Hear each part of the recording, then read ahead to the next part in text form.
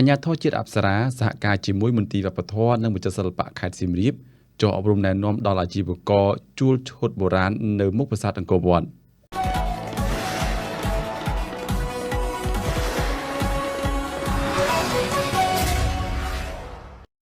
បន្ទាប់ពីមានការបង្ហោះលើបណ្ដាញសង្គមប្រងព្រាតរឿងទីតាំងមួយចំនួន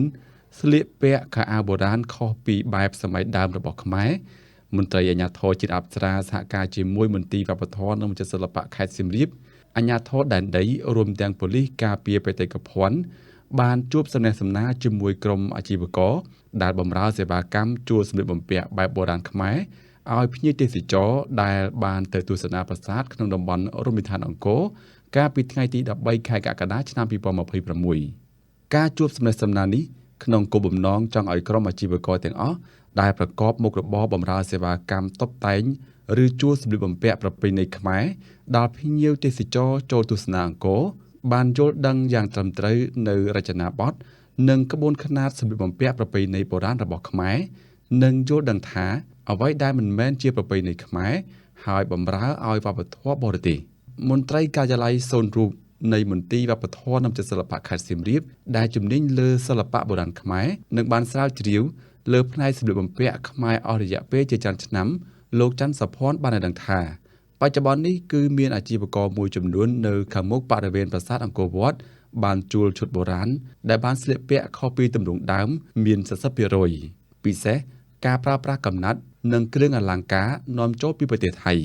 សកម្មភាពនេះគឺប្រជាពីអត្តសញ្ញាណជាតិនិងវប្បធម៌របស់ខ្មែរទាំងស្រុងដូចជាការបម្រើឲ្យវប្បធម៌បរទេសលោកបញ្យល់ថាការស្លៀកពាក់បែបបុរាណខ្មែរគឺត្រូវតែប្រើកំណាត់និងគ្រឿងអលង្ការដែលជារបស់ខ្មែរហើយក៏មិនត្រូវកែច្នៃឈុតណាមួយឲ្យខុសពីក្បួនខ្នាតខ្មែរដែរការប្រើគ្រឿងអលង្ការនិងកំណាត់ទៀតសោតក៏មិនត្រឹមត្រូវទៅតាមឋានៈរបស់មនុស្សខ្មែរក្នុងសម័យបុរាណដែរការស្លៀកពាក់និងការតុបតែងខ្លួនរបស់ខ្មែរបុរាណទៀតសោតមានទម្រង់ច្បាស់លាស់ទៅតាមឋានៈកិត្តិយសរាប់ចាប់ពីព្រះមហាក្សត្រដល់រាជសាមញ្ញឧទាហរណ៍ដូចជាសម្លៀកបំពាក់ហូលដែលធ្វើពីសូត្រសម្រាប់ព្រះមហាក្សត្រម្ចាស់ក្សត្រីកំណាត់ល្បើកនិងល្បើកជ័រជើងសម្រាប់ឋានៈសេដ្ឋីកហបតីនិងកំណាត់ដែលត្បាញពីកប្បាសសម្រាប់មនុស្សសាមញ្ញទូទៅជាដើមលោកច័ន្ទសុភ័ណ្ឌលើកទឹកចិត្តឲ្យអាជីវករទាំងអស់ត្រូវតែកែប្រែបន្តិចម្ដងមកប្រើហូលសូត្រឬល្បើកពេជ្រល្បើករងជើងនិងអលង្ការខ្មែរដែលជាការលើកតម្លៃអ្នកតម្បាញនិងជាងទងខ្មែរហើយវប្បធម៌ខ្មែរនៅគង់វង្សមិនបាត់បង់លោកទេសសុធីអនុប្រធាននាយកដ្ឋានអភិវឌ្ឍទេសចរនិងវប្បធម៌នៃអាជ្ញាធរជាតិអប្សរាថ្លែងថាការជួលសម្លៀកបំពាក់ឬឈុតបុរាណមួយចំនួននៅក្នុងតំបន់អង្គរមិនត្រឹមត្រូវតាមទំនង់ដើមមានការរិះគន់ជាបន្តបន្ទាប់និងធ្វើឲ្យប៉ះពាល់យ៉ាងខ្លាំងដល់តម្លៃនៃវប្បធម៌ខ្មែរអាជ្ញាធរជាតិអប្សរានិងមន្ទីរវប្បធម៌និងវិចិត្រសិល្បៈខេត្តសៀមរាបសំណូមពរឲ្យក្រុមអាជីវករដែលបម្រើសេវាកម្មជួលសម្លៀកបំពាក់ឬឈុតបុរាណកាត់បន្ថយរហូតឈានដល់ការបញ្ឈប់ការប្រើប្រាស់កំណាត់បរទេសដូចជាកំណាត់ដែលមានតម្លៃថោកៗដែលនាំចូលពីប្រទេសថៃទាំងស្រុងអាជ្ញាធរជាតិអប្សរាបានដាក់កំហិតថា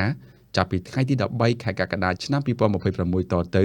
ចំពោះសម្លៀកបំពាក់បុរាណដែលកែច្នៃខុសពីទម្រង់ដើមនៃបែបបទផែនខ្មែរគ្មានក្បួនខ្នាតត្រឹមត្រូវឬប្រជាពីទម្រង់ដើមគឺមិនអនុញ្ញាតឲ្យចូលទៅទស្សនាអង្គរវត្តឡើយចំណែកសម្លៀកបំពាក់ដែលប្រើប្រាស់កំណាត់មកពីថៃគឺត្រូវបញ្ចប់ជាស្ថាពរនៅត្រឹមខែមករាឆ្នាំ2027ខាងមុខ